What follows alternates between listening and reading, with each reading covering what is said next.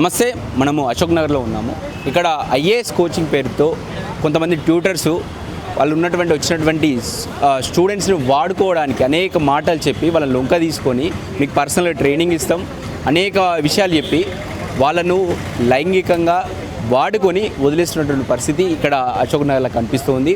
అందులో భాగంగానే ఇప్పుడు మీకు ఒక చెప్తూ ఉన్నాయి. ఇక్కడ సాయి గౌతమ్ అనే ట్యూటరు ఇక్కడ కేసు ఫైల్ అయింది. ఆయన విక్టిము కేసు ఫైల్ చేసిన తర్వాత ఇక్కడ ఎఫ్ఐఆర్ ఫైల్ చేశారు పోలీసులు. ఇందులో ఏమని ఉందంటే సాయి గౌతము టీచర్ అంటే ఒక ట్యూటర్ లెక్చర్ అనే క్లాసులు చెప్తాడు. సరే, ఆయన ఏం చేసిండు, దీన్ని కొట్టేయాలని చెప్పేసి హైకోర్టుకి వెళ్ళాడు. హైకోర్టులో ఏముంది, హైకోర్టులో ఏమని పెట్టుకున్నాడు, స్టూడెంట్ అని పెట్టుకోండు. ఇక్కడ కనిపిస్తుంది మీకు, స్టూడెంట్ అని పెట్టుకోండి. ఇంత దారుణం అంటే ఇది అసలు. మేము అమ్మాయితో మాట్లాడినాము, ఆమెతో డీలింగ్కి వచ్చారట, ఇంత ఇస్తామమ్మా మేము సైలెంట్ అయిపో అని చెప్పేసి వస్తే కూడా అమ్మాయి బహిర్గతంగా వచ్చి నేను తీసుకోను, నేను నాలాంటి వాళ్ళు ఇంకోళ్ళు నాశనం కావద్దు. ఆల్రెడీ ఈ సాయి గౌతమ్ తోటి ఒక 30 మంది దాకా ఆల్రెడీ నాశనం అయ్యారు. వాళ్ళ జీవితాలు అసలు బయటకు వచ్చి చెప్పుకోలేకపోతుర్రు. ఆ చదువు పక్క పెట్టు, ఆ సివిల్స్ కొట్టాడు పక్క పెట్టి సపరేట్గా ఇది అంత వద్దని చెప్పేసి ఇంటికి పోయి పెళ్లి చేసుకొని ప్రశాంతంగా ఉన్నారు. సో ఇలాంటి విక్టిమ్ మళ్ళీ వాళ్ళు కావద్దని చెప్పేసి నేను బయటకు వస్తున్నాను అని చెప్పేసి మనతో పాటు చెప్పినటువంటి విషయం. సో దీనిపై ఇంతకుముందు ప్రెస్ మీట్ పెట్టిండు జనార్దన్. ఒకసారి మాట్లాడదాం. అసలు ఇంత దారుణమైనటువంటి స్థితిలో ఇన్స్టిట్యూట్లు కావచ్చు ఉన్నటువంటి నియామకం చేసుకున్నటువంటి ఈ ట్యూటర్లు ఎందుకు ఇలా చేస్తూ ఉన్నారు, వాళ్ళకి అవసరం ఏముంది, వాళ్ళు ఒక ట్యూటర్గా వాళ్ళు చేసిన బాధ్యత ఏంది, ఒక మంచి సివిల్ సర్వెంట్ను దేశానికి అందియాలి. కాకపోతే ఇలాంటి పర్సనల్ ఎజెండాతోటి వాళ్ళు ట్యూటర్గా మారి ఇలాంటి వాటి కోసం వాళ్ళు పనిచేస్తున్నట్టయితే కనిపిస్తుంది. ఒకసారి మాట్లాడడం. నమస్తే జనార్దన్, దీనిపైన ఏమంటావు? ఇది మీరు చెప్పినట్టు ఇది చాలా తప్పు, చేయకూడదు. ఎవరు కూడా ఇట్లా ఇప్పుడు చేసినటువంటి కార్యక్రమాన్ని ఎవరు హర్షించరు. వారు ఎఫ్ఐఆర్ కాపీలనేమో ఫ్యాకల్టీ అని ఉంది, దాని తర్వాత వాళ్ళు తెచ్చుకున్న దాంట్లోనే స్టూడెంట్ అని ఉంది.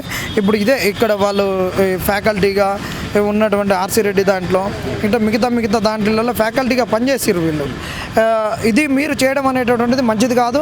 ఏదైతే ఉందో మీరు మీ మధ్యలో 370లో మీరు ఏదైతే ఇద్దరి మధ్యలో ఒప్పందం అని అనుకున్నారో, ఇద్దరికి నచ్చి అని చేసుకున్నారో, ఇద్దరికి ఆమోదయోగ్యమైందని చేసుకున్నారో, మరి ఆమోదయోగ్యమైనప్పుడు మరి పెళ్లి చేసుకుంటే అయిపోతుంది.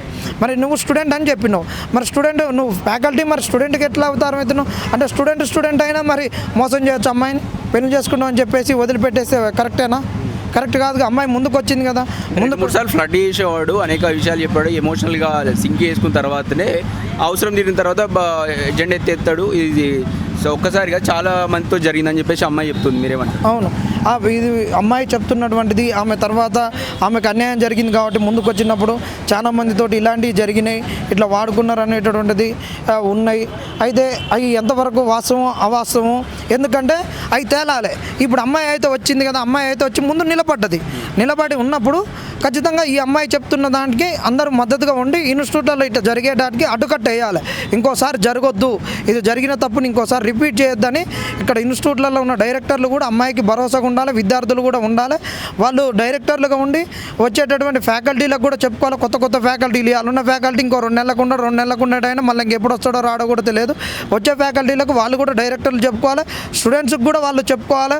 మీరు కూడా ఫ్యాకల్టీల పట్ల ఇట్లా ఉండాల్సిన బాధ్యత ఉందని కూడా చెప్పుకోవాలి. ఇట్లా చేయడం అనేది కరెక్ట్ కాదు. కానీ దానిని వీళ్ళు ఇంకా దాన్ని ముందు తీసుకొని పోయి ఏదో చేస్తామని ఒక ఇన్స్టిట్యూట్ అతను పరివర్తన ఆయన వచ్చి నేను సెటిల్మెంట్ చేస్తా, నేను మాట్లాడతా, ఏం కాదు నీకు డబ్బులు ఇస్తాం అయిపోతుంది, దీన్ని ఇంతటితో వదిలిపెట్టని మాట్లాడడం అనేది కరెక్ట్ కాదు. ఓకే, ఇంకా నెక్స్ట్ అంటే అయిపోయింది, ఒక విషయం జరిగిపోయింది. కాకపోతే ఆమెకు న్యాయం చేయాల్సిన బాధ్యత ఆర్సీ రెడ్డి పైన ఉంటుంది. కాకపోతే ఒక అక్కడ మీకు జాయిన్ చేసుకొని మళ్ళీ అందుకే రిమూవ్ చేయడం అయ్యింది అన్నట్టు ఇది తప్పు. ఎందుకంటే అమ్మాయి ఆన్లైన్ కోచింగ్ పోలేదు, ఆఫ్లైన్ కోచింగ్ పోయింది. అమ్మాయిని ఆఫ్లైన్కి రావద్దని చెప్పి ఆన్లైన్కి పర్మిట్ చేసి అమ్మాయికి ఇవ్వడం అనేటువంటిది తప్పు. ఎందుకంటే ఫీజు కూడా తీసుకున్నారు, మళ్ళీ రిటర్న్ కూడా చేయలేదు. ఇది ఆర్సీ రెడ్డిలో ఆమె ఉన్నటువంటి ఐడి కార్డు, ఫీజులు కట్టింది. తర్వాత అలా వాళ్ళు ఇండివిజువల్గా ఒక్కొక్కరికి పెట్టేటటువంటి ఇండివిజువల్ మాడ్యూల్స్ ఉంటాయి, దానికి సంబంధించినటువంటి కూడా ఫీజులు కట్టినటువంటి పీ స్లిప్స్ కూడా ఉన్నవి. కాబట్టి ఆర్సీ రెడ్డి వాళ్ళ అమ్మాయిని రిమూవ్ చేయడము, వాళ్ళకి ఏదైతే వాట్సాప్ గ్రూపులలో మెటీరియల్స్ పంపించడము, క్లాసులు పంపించే దాంట్లోకి రిమూవ్ చేయడం అనేటటువంటిది కూడా తప్పు. ఈ తప్పును ఆర్సీ రెడ్డి గారు రెక్టిఫై చేసుకోవాలి. మీరే పెద్దన్న పాత్ర ఉండి అమ్మాయికి న్యాయం జరిగేటట్టు చూడాల్సినటువంటి బాధ్యత ఆర్సీ రెడ్డి గారిది. ఈరోజు ప్రెస్ మీట్ పెట్టడానికి కారణం ఏమి? ఎందుకంటే ఈ అమ్మాయిది జరిగినాక వాడిని స్టూడెంట్ అని తెచ్చుకోవడం, తర్వాత ఏ ఇన్స్టిట్యూట్ డైరెక్టర్లు కూడా ఆమెకు మద్దతుగా ఉండకపోవడము, ఆయనతోటి అలానే క్లాసులు చెప్పియడము అనేటటువంటిది దుర్మార్గం. కాబట్టి ఇంకొక ఈ ఫ్యాకల్టీ ఇట్నే చెప్తుంటే ఇంకా వేరే ఫ్యాకల్టీ కూడా ఇట్నే చేస్తుంటే ఇది ఒక అలవాటు అయిపోతుంది. కాబట్టి ఇది ఎక్కడో ఒక్కడ దీనికి అడ్డుకట్టబడాలి. ఇప్పుడే అడ్మిషన్లు జరుగుతున్నాయి కాబట్టి ఈ సంవత్సరంలో ఈ విషయం అనేటటువంటిది ఒక చర్చలోకి వచ్చి ఇంకెవరికి అన్యాయం జరగొద్దనే ఒక ఉద్దేశంతో ఇది పెట్టింది. ఏం చెప్తారు తెలుసుకుంటారు అంటే ఇప్పుడు జాయిన్ అయిపోతారు చాలామంది ఈ ఆశలతో సివిల్ సర్వెంట్ కొట్టాలని చెప్పేసి వస్తారు. సో వాళ్ళకి ఏమని చెప్తారు అమ్మాయిలు? మీరు సివిల్ సర్వీస్లో ఏదో దేశాన్నో రాష్ట్రాన్నో ఏదో ఉద్ధరిద్దాం అనుకునే బదులు ముందు మీ జీవితం నాశనం కాకుండా చూసుకోండి. మీ జీవితాన్ని బుగ్గిపాలు చేసుకోకరి. బుగ్గిపాలు అయిపోయినాక వచ్చి ఇట్లా రోడ్ల మీదకి రావాల్సిన అవసరాన్ని ఏర్పరచుకోవద్దు. జాగ్రత్తగా ఉండాలని చెప్తున్నాం. ఫ్యాకల్టీలు కూడా మీరు కూడా జాగ్రత్తగా ఉండాలని చెప్తున్నాం.